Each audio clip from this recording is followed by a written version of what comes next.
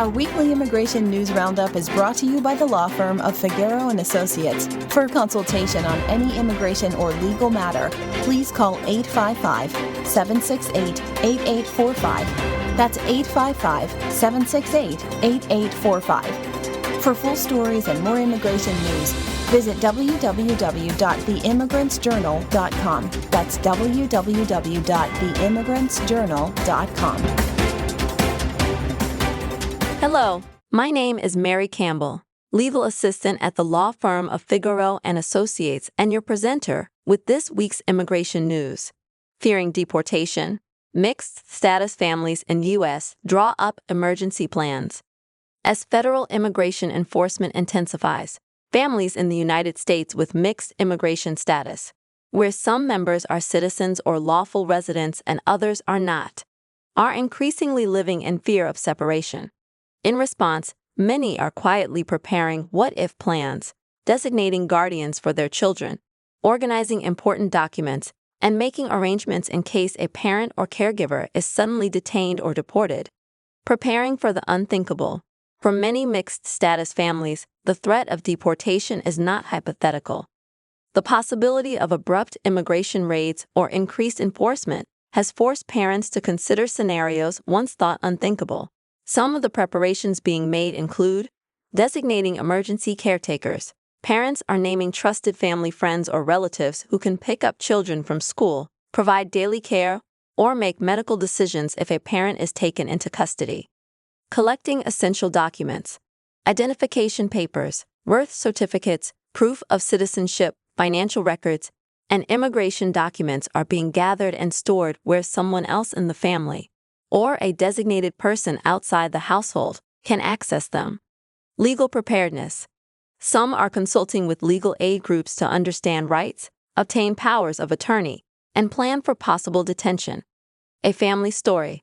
For Maria, a mother of 3 in the Bronx, New York, the fear is constant. Her youngest son was born in the U.S. and is a citizen, while she and her husband remain undocumented. Every time my husband drives to work, I worry he won't come back, she says. Maria has already taken steps to prepare. She and her husband signed a notarized letter granting custody of their children to her sister, a lawful permanent resident, in case they are detained. They'd gathered the children's school records, passports, and medical information into a single binder, ready to hand over if the worst happens.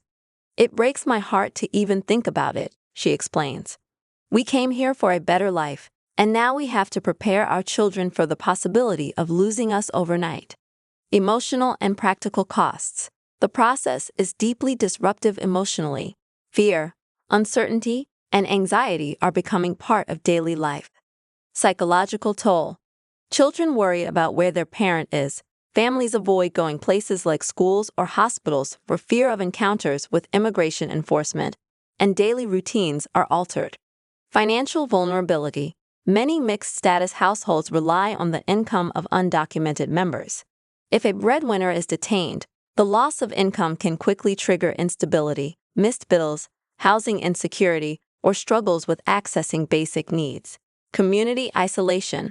Some families report reducing their interaction with community institutions, including schools and health clinics, due to fear that data or presence might expose them to immigration authorities.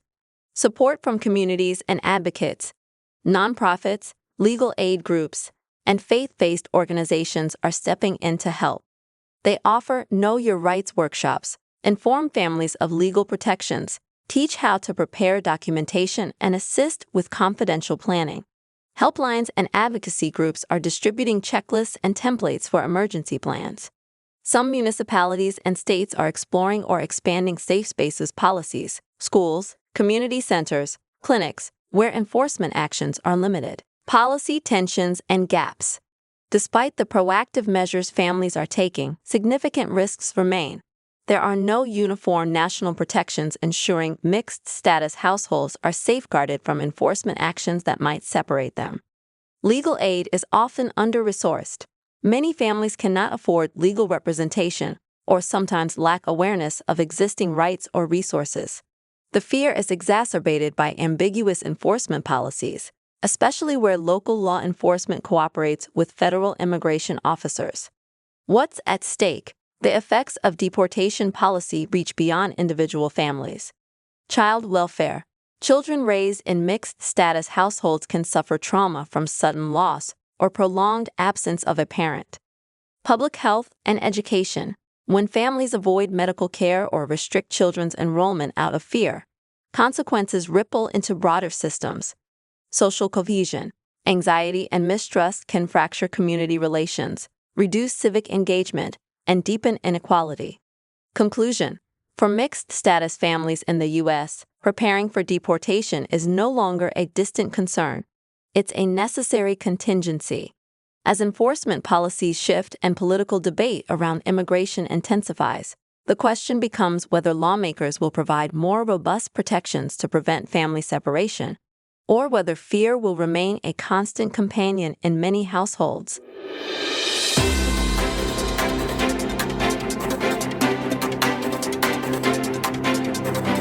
Our weekly immigration news roundup is brought to you by the law firm of Figueroa & Associates. For a consultation on any immigration or legal matter, please call 855-768-8845. That's 855-768-8845. For full stories and more immigration news, visit www.theimmigrantsjournal.com. That's www.theimmigrantsjournal.com.